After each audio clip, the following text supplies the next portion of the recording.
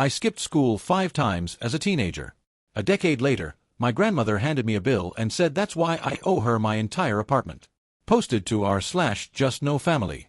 I need to write this out because I've been sitting with it for months and I genuinely cannot tell if I'm the bad guy here or if I've lost my mind. My grandmother is 79. I'm 26. I own a small apartment.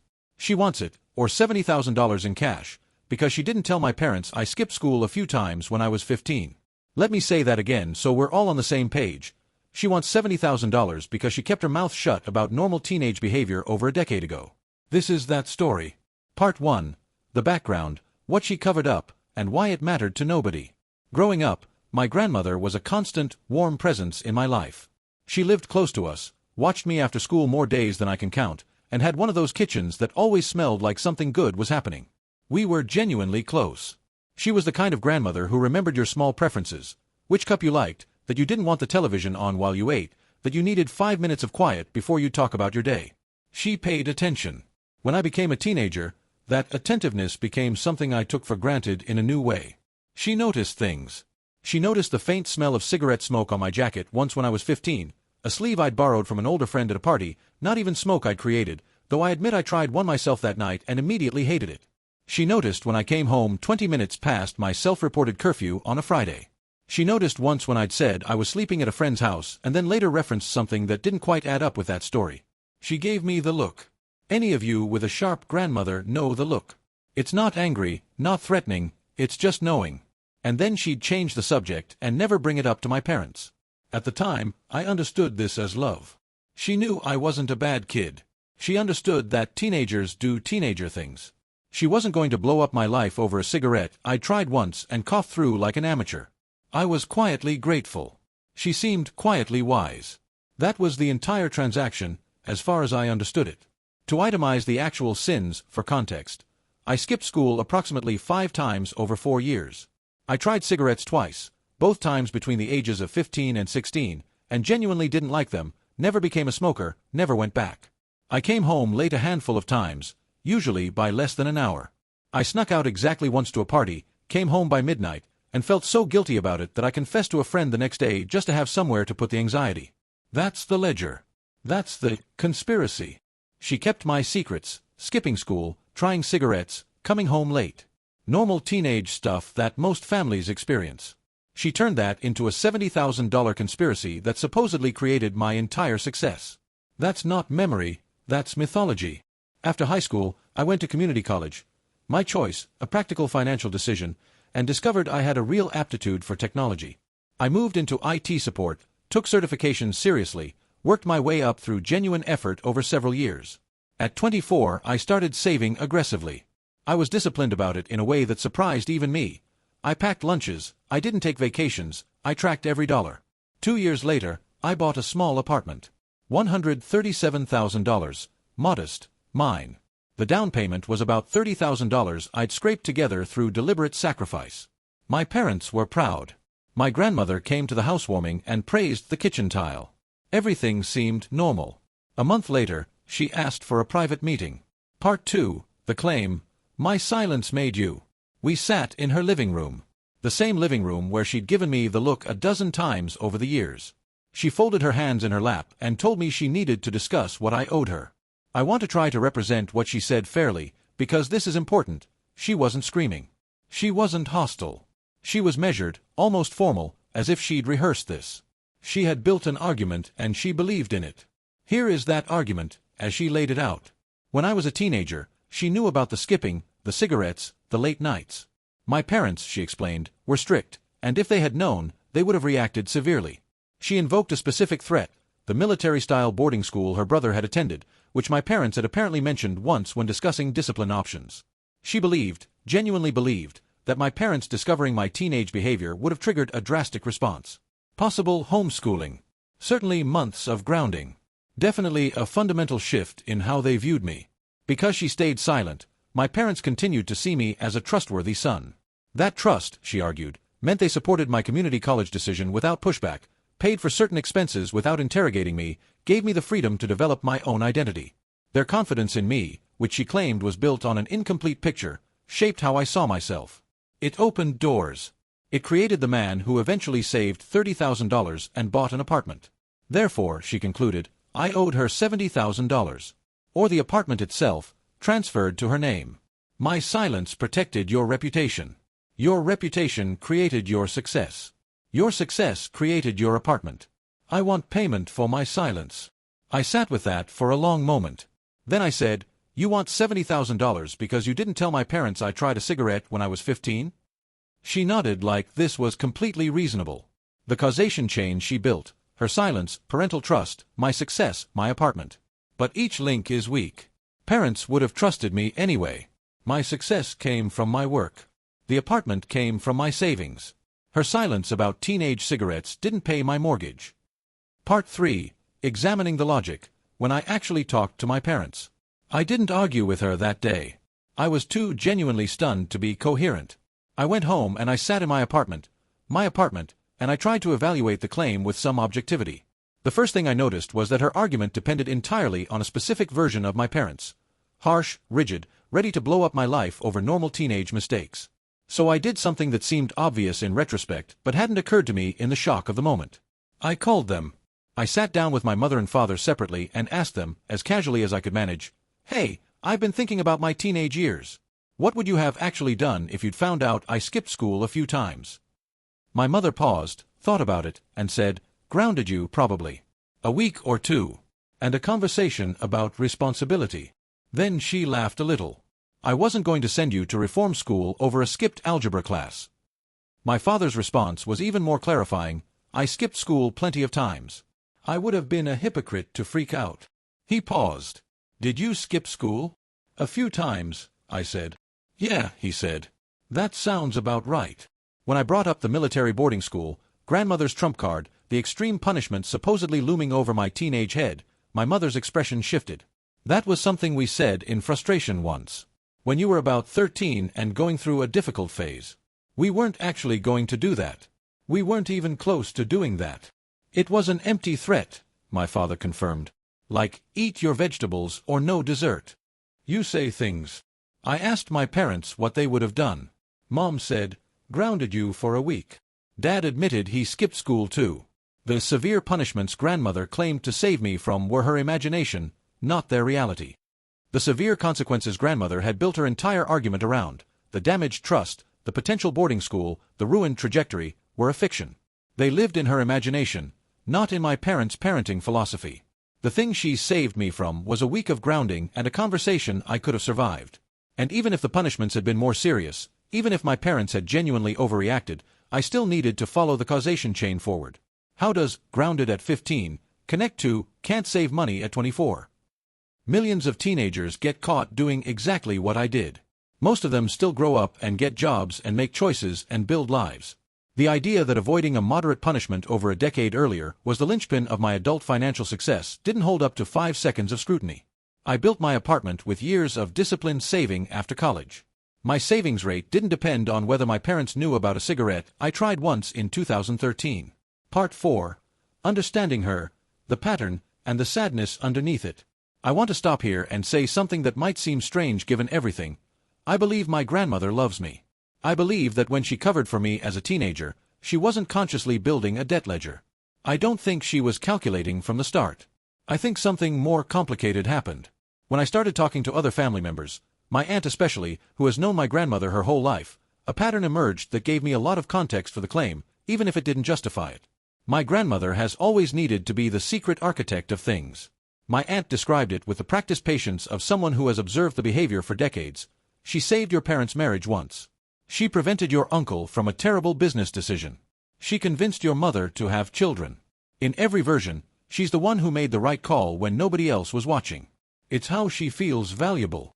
My mother, when she heard about the demand, was quietly devastated and illuminating. She thinks I would have sent you away to a strict school for skipping class? I'm not a monster. There was real hurt in her voice. She's rewriting what kind of parent I was. She's rewriting our whole family to make herself more important. And there it was. My grandmother is 79 years old. Her husband is gone.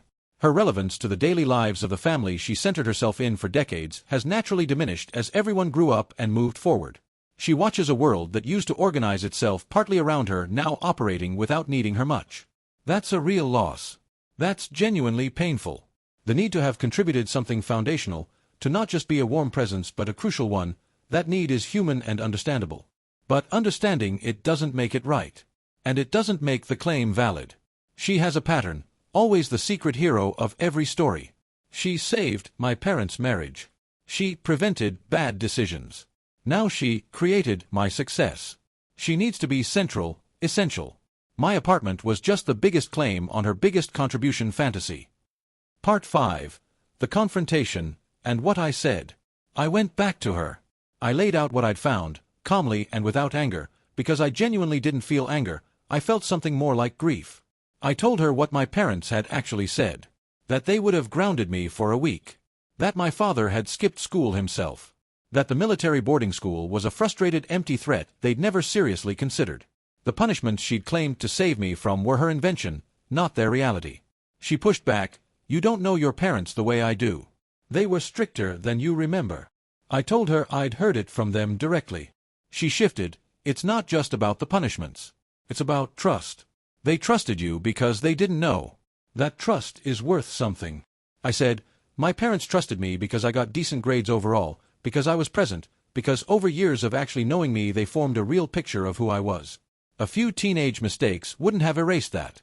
Parental trust doesn't work on a single cigarette's worth of information." She shifted again, "You don't appreciate what it meant that they supported your college. They wouldn't have supported you the same way if they'd seen you differently." I said, "There's no version of me trying a cigarette at 15 that ends with my parents refusing to help me get to community college at 18. That's not how love works. That's not how family works." What she did was normal grandparent behavior. Maybe even enabling. Covering for teenagers isn't always helping them. But it's not a transaction. You don't invoice family for not reporting childhood to parents. That's just being family. She was quiet for a moment. Then she said something I didn't expect. "I'm 79 years old. I have limited income. I looked at my life and tried to understand what I contributed. This is what I contributed to you. I'm not asking for charity. I'm asking for what I earned." And I understood, in that moment, that this was the real heart of it. Not calculation. Not malice. A woman at the end of her life, looking back, trying to find the weight she had added to the world, and landing on me, on my apartment, on a narrative that made her essential to something real. That's sad. It's genuinely sad. But it doesn't make the claim valid, and it doesn't make the apartment hers. "What you did," I said carefully, "was love me the way a grandmother loves a teenager. You didn't demand payment for it when you did it. You didn't tell me it was a transaction. You can't retroactively convert years of normal family behavior into a debt. That's not something I can accept, not because I don't love you, but because it isn't true." Update 1. The threat. Her tone changed. "If you won't pay," she said, "I'll tell your parents everything. All of it. The smoking, the skipping, the sneaking out. Everything I covered for. I'll destroy the image you've built. You think you're so successful, so beyond reproach. Let's see what everyone thinks when they know the truth about who you actually were." I almost laughed. I want to be honest about that. Not meanly, but the response came out of something that was almost relief. Because in that moment, I realized the whole architecture of her argument had a fundamental flaw she hadn't noticed. Her leverage depended on the secrets being scandalous. They weren't. "Grandma," I said, "go ahead. Tell them." She blinked. "I'm 26. My parents are adults who were teenagers once themselves. If the big revelation is that I skipped school 5 times and tried a cigarette at 15, they're going to say, 'Yeah, that sounds like being a teenager.' There's no image to destroy. There's no scandal. The things you've been holding are ordinary. They're everyone's story." She threatened to expose me. I told her to go ahead. I'm 26. Nobody cares that I was a normal teenager. Her secrets have no power because they're not scandalous. They're ordinary. Every family has a kid who pushed boundaries. Most grandparents don't invoice for discretion. She didn't say anything for a long moment. "The conspiracy," I continued, "only works if I'm ashamed of it. I'm not. I was a normal kid. I did normal things. I grew up fine. There's nothing to expose." I left shortly after that. On the drive home, I felt something I hadn't expected, a quiet, heavy kind of clarity. The threat had collapsed not because I was brave, but because the thing she threatened me with had never been real. You can only be blackmailed by secrets you're afraid of. Normal is not shameful. Ordinary is not ammunition. Update 2. After the meeting, the family fallout. In the weeks that followed, my grandmother went quiet toward me and loud toward everyone else. I heard through my aunt that she was describing me as ungrateful, as someone who didn't understand what family meant, as a boy who had forgotten who had protected him. Family members had mixed reactions. Some who knew her pattern well listened politely and quietly told me later they weren't surprised. Others were genuinely confused. They'd gotten a one-sided version that didn't include the $70,000 demand or the context of what the protection had actually consisted of. My parents, when I finally told them the full story, had the reaction I'd predicted, and that entirely vindicated my position. My mother was hurt, but not at me. She thinks I would have overreacted that severely. She thinks I was that kind of parent. There was something wounded in her voice that went beyond the apartment dispute. My grandmother had, in constructing her narrative, characterized my parents as harsh and unreasonable, had made them into the villains of the story so she could be the hero. My mother felt the insult in that. My father shook his head. She wants the apartment because she didn't tell us you skipped school? That's... He stopped. That's not how anything works. And here's the thing. Here's the part that settled everything for me in a way I hadn't fully anticipated. I told my parents. All of it. Every specific thing grandmother had claimed to keep secret. My father laughed. 5 times. I skipped more than that in a semester. My mother said, I knew you weren't perfect. I think we always knew you were a normal kid. We loved you anyway. We still do. The conspiracy evaporated in 3 sentences from the people it was supposedly built to protect me from. Update 3. 1 year later. My grandmother and I haven't spoken since that final meeting. She is, by reports, still describing me as ungrateful to anyone who will listen. The secrets never got revealed to my parents in the dramatic way she'd threatened, because I revealed them myself, and they responded with a shrug and a laugh, as I'd known they would. My apartment is still mine. The mortgage payment comes out every month like clockwork. I pack my lunch most days. I'm still careful with money, still building toward whatever comes next. I've thought a lot about what my grandmother actually wanted. I don't think she wanted the apartment, not really, not in the way someone who needs shelter or survival wants something. She had a paid-off house. She had Social Security and a small pension. She wasn't desperate. What she wanted was to matter, to have been essential to something real, to have the contribution that she'd inflated in memory, her careful silence, her knowing looks, her protection of a teenager from consequences that would have been minor anyway, recognized as the foundational act it had become in her own story of herself. The apartment was proof. It was the monument to her importance. It would have sat in her name and told her, every day, that she had been crucial. I couldn't give her that. Not because I don't love her. I do, in the complicated, grief-adjacent way you love someone who has disappointed you in a way that can't be undone. But because the story she needed me to validate wasn't true. And pretending it was wouldn't have helped either of us. I'm sad more than angry. She reduced our relationship to a ledger. Years of warmth now feel like she was keeping score. The grandmother I loved was either always calculating, or reconstructed our history to feel important. Either way, something real became something transactional. There's a distinction I keep coming back to. She may not have been calculating from the beginning. She may have genuinely loved me without keeping score, and then, decades later, at 79, looking back at a life that felt smaller than it should, reconstructed the history. Found the moments where she'd been present. Made them essential. Built a mythology to replace the memory. That's a human thing to do. It's a sad human thing. But it doesn't make the invoice valid. Resolution. The dinner, the parents, and the thing that was never real. A few weeks after everything settled, I had dinner at my parents' house. Just a regular dinner, the kind that had happened 100 times, the kind grandmother had always claimed would have been poisoned by her silence breaking. At some point I told them everything, properly, with full context.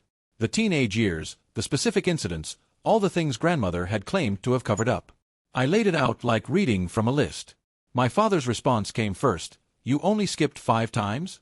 I thought you would have done more. My mother shook her head slowly, but she was almost smiling. We knew you weren't perfect. That's not why we loved you. We loved you because you were you, the whole you, including the parts that made mistakes. She paused. We still do. We always will. The conspiracy grandmother had built her claim on, the fragile secret architecture, the web of silence that supposedly held my entire adult life in place, dissolved in the warmth of an ordinary dinner. My parents didn't care about the cigarettes. They cared about the adult who showed up at their table, who called them when he had news, who was building a life they were proud of. The apartment I'd saved for meant something to them, not because of what it represented about my teenage reputation, but because of what it represented about my adult choices. Grandmother's silence protected nothing that needed protecting. Her secrets held no power, because normal things don't have power. Her invoice claimed ownership over something she had never built, a life that was mine to make, constructed from years of work and sacrifice and ordinary choices that had nothing to do with whether my parents knew I'd coughed through a cigarette in 2013. Final reflection. My grandmother wants $70,000 because she didn't tell my parents I skipped school and tried cigarettes when I was 15. She calls it a conspiracy that created my success. She says her silence made my parents trust me, and that trust built my whole life. But I talked to my parents. They would have grounded me for a week, not destroyed my future. The severe punishments she saved me from were never real. The success she claims to have created came from my work, my savings, my choices as an adult, none of which connect to her not reporting teenage nonsense.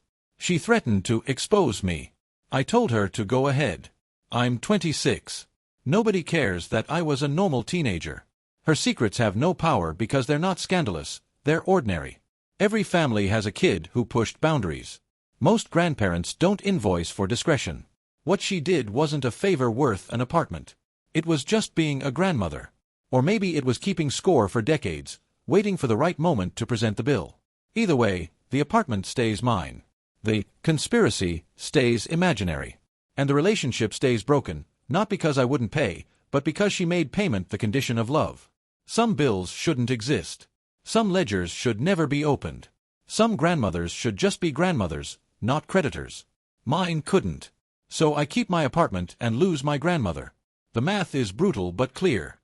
The apartment stays mine. The family stays real. And somewhere, a 79-year-old woman sits with her ledger of imagined importance, still unable to understand why nobody will pay for the nothing she thinks she gave. I hope, someday, she finds a way to feel important that doesn't require me to pretend she built something she didn't. I hope she looks back at the real things, the warm kitchen, the knowing looks, the after-school company, and understands that those things were valuable, not because they created my apartment, but because they were love. Simple, unremarkable, non-invoiced family love. That was worth something. That was worth a lot, actually. She just named the wrong price. Posted from my apartment. The one I saved for. The one that's mine. Edit.